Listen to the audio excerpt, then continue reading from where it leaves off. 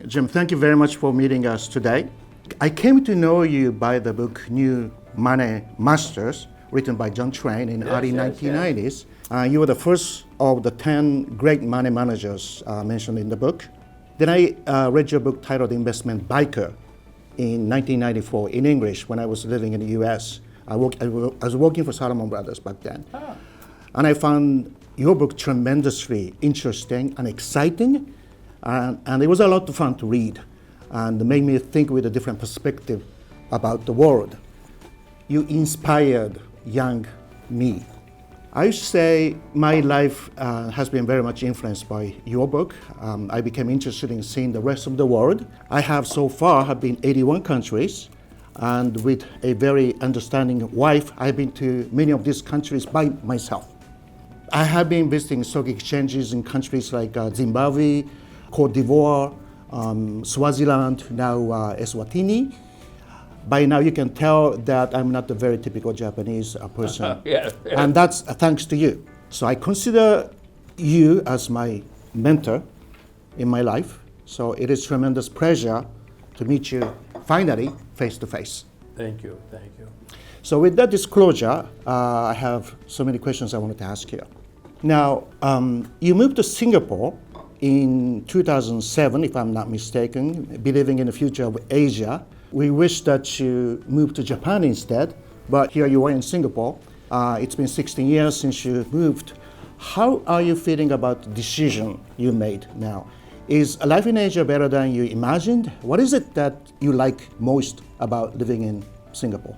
If you spoke Chinese again in Japan, I would have moved to Japan because I love Japan very, very, very much. My view of the future, I have 2 children, and I wanted to prepare them for their life. And in their lifetime, Mandarin, Chinese, is going to be an extremely, perhaps the most important language. So, I could have moved to Korea, I could have moved to Germany, I could have moved many places. But I wanted them to speak Chinese, good Mandarin Chinese.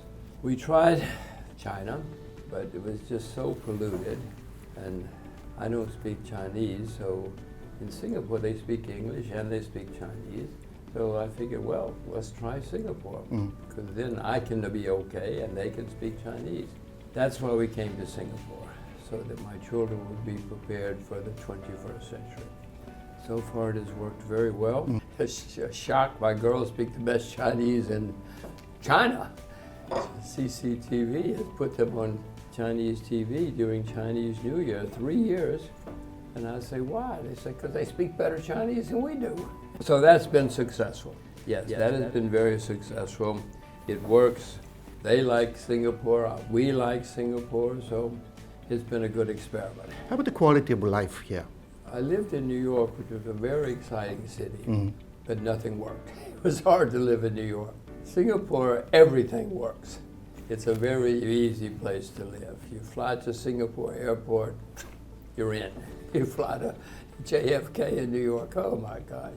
So it's very good living here. They have nearly everything we would want. We were at the ballet yesterday. They have restaurants, interesting people. It's not New York, it's not Tokyo, but it's got plenty of stuff. We're quite happy living here. The next question for us will be when our children grow up, what happens if they don't stay? And I don't know, we'll see. Maybe Tokyo. Oh, what a good idea. Well, we'll see. We're very keen on Singapore. It's a very easy place to live. It's an interesting place to live. Sometimes an exciting place to live, so yes. So what do you think, suppose you lived in Japan instead, what do you think your life would be like? Well, that's another good question. I don't know, for instance, the theater and things like that. You have theater, but I think it's Japanese language theater. There is a symphony here, so it doesn't matter about language. Ballet doesn't matter. I don't know, it's a good question. I've never thought about it until just now because of the language, but we certainly like Japan very, very much, everywhere. I don't know a bad place in Japan. I'm sure there is. Yes. I just don't know it yet. How many times have you been to Japan in your life? I don't know. Many, many, many. Not as many as you, but you know, many. I first went to Japan 40 years ago probably, and I've been investing in Japan for 50 years at least, so no, we like it. My family ski and they like skiing in Japan. Everything, the food, everything is very good. Everything works in Japan. Except the language, and the economy doesn't grow. Well, you're right, but you know, when the Japanese do something, they do it better than anybody. The best Italian restaurants in the world are not in Italy, they're in Japan. You know, because and it started in the 50s. The Japanese had a problem and they realized if they were going to compete, they had to compete on quality. They had to make it better than everybody else. There's a story from 1958 in America, Pittsburgh. The largest aluminum company in America, in the world, the CEO, the chairman, brought all of his management team to the factory, to the floor, and there was a big roll of aluminum. And they all looked at it and said, oh my God, who did that? How much did it cost? It's such high quality. And he said to them, no, this is standard off-the-rack aluminum from Japan. This is what they do every day, every hour. And that's when they realized, that company, that whatever Japan was doing, it was shocking. I remember when motorcycles came to America and cars came to America. You know, Toyota, when they came to America, they wouldn't even use their name. They used another name because they were afraid they would fail. Right. And they didn't want to ruin the name. Of course, you know, in 1965, General Motors was the richest, most powerful company in the world. 50 years later, Toyota was the richest, most powerful, and General Motors was bankrupt. But in 1965, consultants came to the board of General Motors and said, the Japanese are coming. And the board of General Motors laughed, said, oh, who cares, let them come. 50 years later, they were bankrupt, and Toyota was the largest car company in the world. So the Japanese started learning in the 50s. It is just amazing. Everything in Japan is better than anywhere else in the world. I don't know how you do it. I don't know if you will continue to do it. I don't know if your children and grandchildren, probably not. It's a fabulous place. Sorry, are we here for me to tell you how good Japan is? Thank you. Japan is wonderful. Japan is the best. Thank you, we are honored. Well, yeah, many countries say things like that, but none is not really true. There's very few countries that have done it with the kind of quality that Japan has. Now, can you please help us to put things in perspectives? I love to see the world become a better place to live with the unexpected war in Ukraine and what's happening in the Middle East now and so on. It seems that we live in a more complex world. How does the world look now in the eyes of Jim Rogers and where is it going? He was sitting here in 2023. Well, first of all, it's been over 15 years since we had an economic big problem, which is the longest in American history. America's not the only country, but it's the largest. So we're getting closer to a problem. History would show that we're getting closer to a problem. And the next time we have a problem, it's going to be the worst in my lifetime, the worst in your lifetime, because the debt is so astonishing now. We had a problem in 2008 because of too much debt. Oh my gosh, since 2009, the debt has gone up everywhere. Even China has a lot of debt now. China had very little debt 30 years ago. So the next time it's going to be a staggering problem. Worst in my lifetime. Many people are going to suffer, go bankrupt, and it's going to not be good. Unfortunately, throughout history, when you have a very, very bad economic period, sometimes leads to trade wars, which are not good. They make it worse, and sometimes it leads to shooting wars, which make it much worse. So you should be worried. The good news is you have job security because we need journalists to tell us what's happening. you will have to be around to tell everybody what's happening. So you have job security. I don't have job security, but you do. So the issues you just talked about, potential issues that going to happen in America, how do you envision that may actually happen? Are you talking about what, within 10 years or 50 years or within 100 years? No, I'm talking about within 2 or 3 years, because the debt is so high, and we've had the longest period without a problem ever. So the next time it's going to be very bad in the next 2 or 3 years. We're starting to see signs. I'm starting to see signs already. For example? Some shares go up every day in America, a few shares. Many new people are coming into the markets, inexperienced people. They call up their friends and say, there's this new thing called the stock market. It's fun, and you can make money, and it's easy. It's easy to make money. So all of these are signs that have happened before. Crazy stories go around in the investing markets about miracles that will happen. I mean, it's all happened before. Unfortunately, I've seen it before, and now it's happening again. And it has always led to a big collapse, always, and bankruptcy. And America's the largest debtor nation in the history of the world now. So there are going to be serious bankruptcies in America, much worse than in the past. And that's going to have repercussions in other countries, including Japan. But I'm always amazed these days at how much the Bank of Japan is printing and borrowing and spending and buying shares. I mean, it's good for Japanese stockbrokers, it's good for Japanese people, but it's not good for the world. It's not good for young Japanese. So, I mean, it's happening in many places, and we're going to have a serious problem. 1966, you're not old enough, but the whole Japanese financial community collapsed. They all went bankrupt. And Tokyo had to bail them out because they were literally bankrupt. Then, of course, Japan became the most successful country in the world for 30 or 40 years.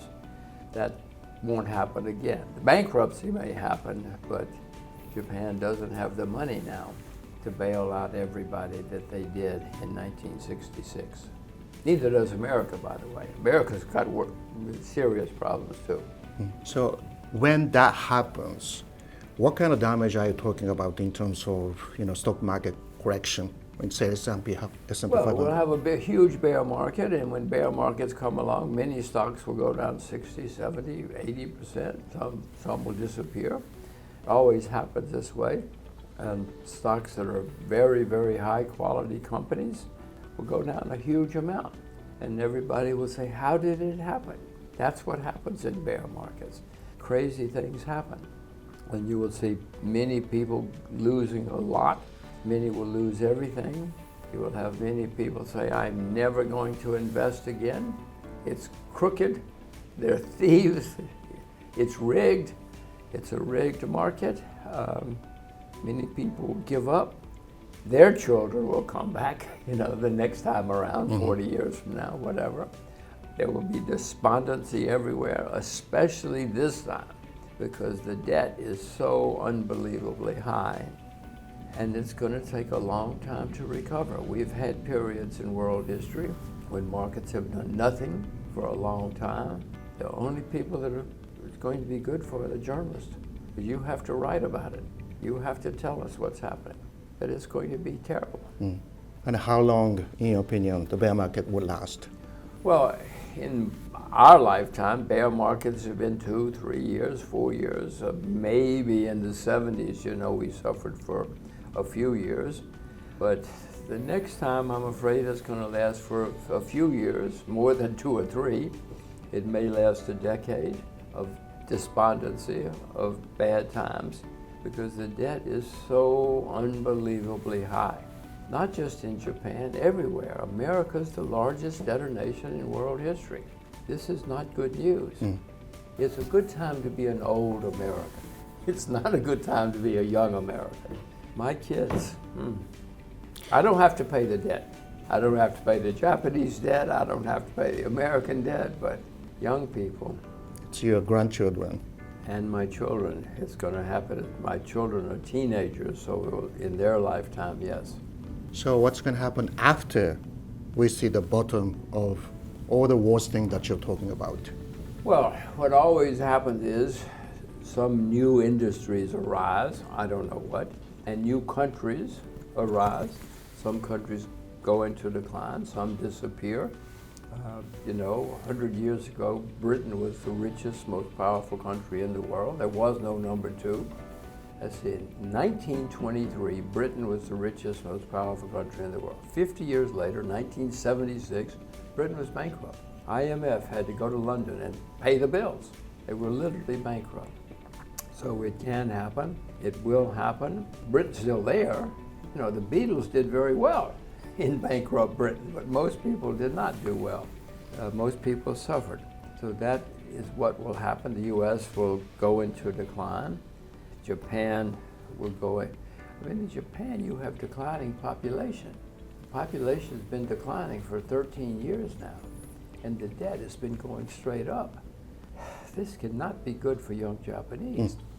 Young America, don't worry, young Americans are going to have a horrible time, a very bad time. I don't know who the new countries will be. Maybe China, maybe if Korea unifies, Korea could be an exciting place. And I suspect it will open up sometime in that period of time. So I don't know who the new countries will be, but there will be new countries which will be arising, new industries. I don't know, AI, but we already know about AI. There'll be something else. New industries, new people, new countries, and others will be in decline. I hear what you're saying. Having said that, though, the stock market anticipates the worst. Yeah. And when you see the bottom, then stock is up already, right, in the past. So with that kind of reality, what happened in the past, how do you think the U.S. market will do? Well, the U.S. market in this market world we're talking about, the U.S. market will go down a huge amount because it is the biggest, and America is the largest debtor nation in the world, in history. So the U.S. stock market will do very, very badly. Yes, afterwards, some companies will do well, but by then there are going to be new countries too, which will be rising. But if you know when the bottom is, you can buy all the American stocks you think of, even all the Japanese stocks, because there'll be a huge rally. Once we hit the bottom after 3, 4, 8 years, whatever it is, right, there will be a huge, huge rally. In the 30s, the American stock market, I'll use America, went down 90%. 90% in 3 years. But if you bought American stocks, then you'd be richer than the Japanese if you had bought American stocks then. So you are not talking about the death of the stock market? No. The stock market may die in some countries. Some countries will be in real trouble, but no. Stock markets are not disappear. We're not going to all wake up one morning and say, we don't like capitalists, get rid of the stock market. We don't like capitalists, but let's buy some stocks. Obviously, you are not optimistic, rather pessimistic for the future of your country. Still, it is the largest economy and will most likely continue to be one of the largest economy in the world for some times to come. So taking that into consideration, I believe there is always a way to make money in the stock market in the U.S. So if you are to make investment in the U.S. market, what part of the economy or sector would you invest for the long term? The Japanese have a word, kiki. Crisis. Crisis and opportunity are the same thing. The Chinese have the same word, it's weiji. Same character, exact same character, pronounced differently, but crisis and opportunity are the same thing. We don't have that word in English. The Koreans have it too, by the way, same character. You've all been around longer than we have. Is that an Asian thing, you think? Well, you've been around a long time. I mean, if we look at the history of the world, Asia, a few thousand years ago, was extremely successful, when in America we could barely read and write, long time ago. No, you had great empires, great successes, great riches, great everything. If you go to look at America 1,000 years ago, it's embarrassing. There were a few places, a few isolated places in the South, but most, even Europe was pretty backward back then. I mean, Rome had great success, but most of Europe did not have success. The great cathedrals were built in Europe after only a few hundred years ago, because they didn't have any money. They didn't have any brains. They didn't have any skills. But in Asia, you had, for whatever reasons, and I don't know, if you can figure out why China is the only country that's been on top 3 or 4 times, it's collapsed 3 or 4 times, but it's the only country that's risen to the top again. But I mean, Japan, you go back and look at some of those Japanese periods, unbelievable how rich you were. Unbelievable. No. But China was better. But I don't know why Asia's done it more than others. If you know, don't write it. Send me an email so we can get rich together. But I would suspect that when it happens again, when we have the collapse and then the revival, it will certainly be China, maybe Korea. Japan has serious problems for 20 years from now, 10 years from now. So I don't know where it will be. I do imagine Asia will be part of it, but I don't see many other countries. South America has natural resources, and if they can get it together, they may be part of it, but it looks like it'll be Asia. Teach your children Mandarin and your grandchildren. Got it. I want to hear your thought about the U.S. presidential election next year. In your opinion, what would be the best case scenario and the worst case scenario? Well, the worst case scenario would be we don't have it. We don't have an election. Somebody has a coup or something happens. That's not going to happen. I don't think so. My prediction is there will be an election Right. in America in 2024, yes. And someone will win. History shows that whoever's ahead now is not going to win. History shows that whoever's in the lead a year or two in advance never wins. So you're saying Donald Trump is not going to be president? I would bet against Mr. Trump if I'm not, but I would bet against him because he's in the lead and Mr. Biden is in the lead. So I would bet against both of those people for 2024. But Interesting. Because you're a good reporter, I can see you're going to say, all right, who's going to win? I don't know yet. It is often somebody that we're not thinking about in November of the year ahead, that someone arises, and there are people on the periphery now who have the potential to rise, but I don't know.